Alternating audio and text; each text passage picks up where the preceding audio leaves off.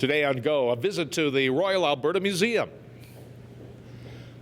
Hi everybody, I'm Tim Dancy, standing in for Dana Giesbrecht today. We're at the Royal Alberta Museum, home of one of these mighty bison dioramas. Of course, there are many dioramas throughout this wonderful museum, and you should take them in.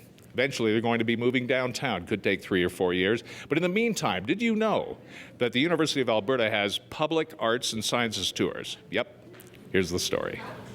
We're back at the Royal Alberta Museum with Deb Andrews, the head of community relations. Hi, Deb. Nice to see you again. Great to see you. Now, with the move of the Royal Alberta Museum, it's still a few years away, of course. Yeah, exactly. I mean, right now it's a building project still, and so the actual building should be there in 2016, and then hopefully a year later we'll actually have some galleries and whatnot in there as well. Mm-hmm. Much more space than the existing building, which has a lot of room to begin with. Yeah, it'll be twice the size, so it's going to be very nice so that we can incorporate a children's gallery and also a human history floor. So it's going to be great. Yes, and there'll be a period of time where, of course, everything here it has to be attended to and packaged and moved. Exactly. So as we're slowly pulling everything together to move towards the new building, we realize that people are thinking more and more about their memories of their time here at the museum.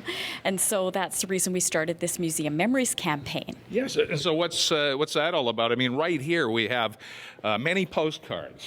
Yeah, well, we sort of thought we would honor the occupants of the site where we will be downtown, which is the head office of Canada Post, or it used to be. Hence, we have the post box here.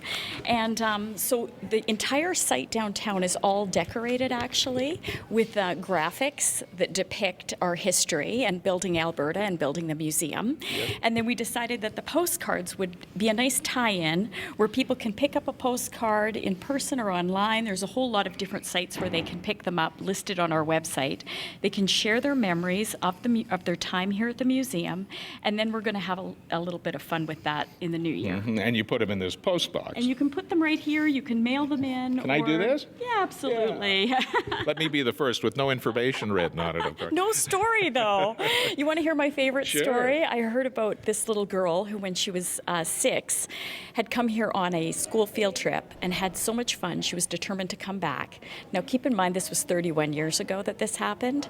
She grabbed her little friend, her 5-year-old friend. They walked 20 blocks to come back here on their own. Their parents discovered they were missing, frantically looking around, found them at closing time, walking down the street, and they had spent their afternoon here at the museum. She's 37 years old now. Well, it is a great place, and you could spend a lot of time here. I mean, nobody spends enough time here. There's so many things to see. Exactly. There's so many galleries permanent, and then we also have all the feature exhibits that are brand new. Yes, and we'll be looking at some of that a bit later. Thanks for joining us, Deb. Thank you. It's Deb Andrews from the Royal Alberta Museum. Coming up next, a visit to the Royal Tyrrell Museum in Drumheller. We're with the curator of Western Canadian history at the Royal Alberta Museum, Kathy Roy. Hi, Kathy. Hi. What are these plates? The Cheadle plates, they're called. Yes, Milton and Cheadle were 2 adventure tourists who came through Western Canada in the 1860s, 1862 to 63. And their trip was really arduous, and because they were from the elite in Britain when they came back, they had their tour commemorated painted on fine china plates by Minton, who were at the height of the art in England at that time, and so they're exquisite gold and cut work and hand painted, depicting the most rugged, horrible journey. Yes, it goes back to the 19th century. Yes, 1862, 63, and this exhibit is up until early December. Wow, those are just the 2 plates here, is that yes, right? Yeah. right. Okay, people want to look that up too, and we're going to take you through a bit more of the Royal Alberta Museum. But first, Jordan Greenlee has this on the Royal Tyrrell Museum in Drumheller.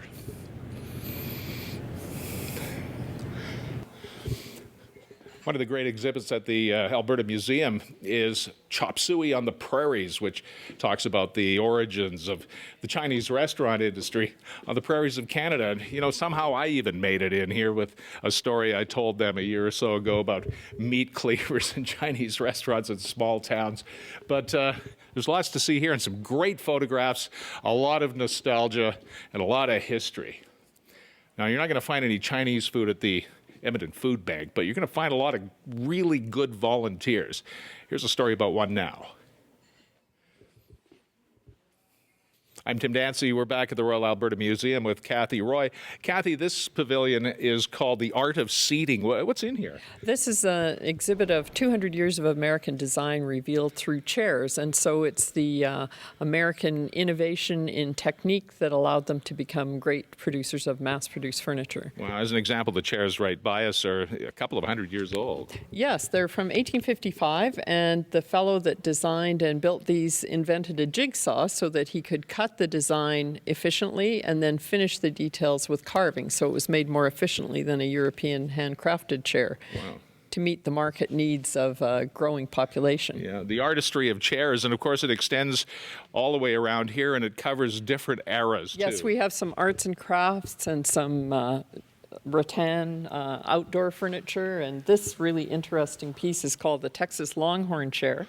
So this was built by a Bavarian furniture maker who was a grocer when he came to America and saw all the debris from the butchering trade and used the Texas Longhorns to build a chair that looks very Texan or even Albertan. No one's going to let us sit on these, by the way, even though they look extremely comfortable. How about these? Well, these are the late 19th century when America had great craftsmen and an upper class that could buy fine furniture, and these were custom made for some elite homes in America.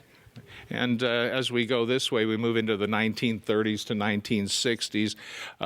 This is definitely some 1960s design. Yeah, and 40s to 60s, and this is some of it is from the Cranbrook Academy in Michigan that was a real hotbed in the 1940s of designers like Saarinen and Eves, who still influence our aesthetic of furniture today. So you can see some real classic pieces here that you probably don't see in your average Edmontonian's home. I was just going to say, I think I know people that have this kind of furniture. Well, you probably know people that have knockoffs of this something furniture. similar. Yes. Yeah, is this quite a valuable collection? Yes, it's really valuable. It comes from the Museum of Contemporary Art in Jacksonville, Florida, and it's got a real range of material up to the modern day, so I think people would find things to interest them here. Right, and this is here until October 6th. Yeah, so you better hurry in and check it out. Thanks, Kathy. Thank you. It's Kathy Roy from the Royal Alberta Museum. We continue in just a moment.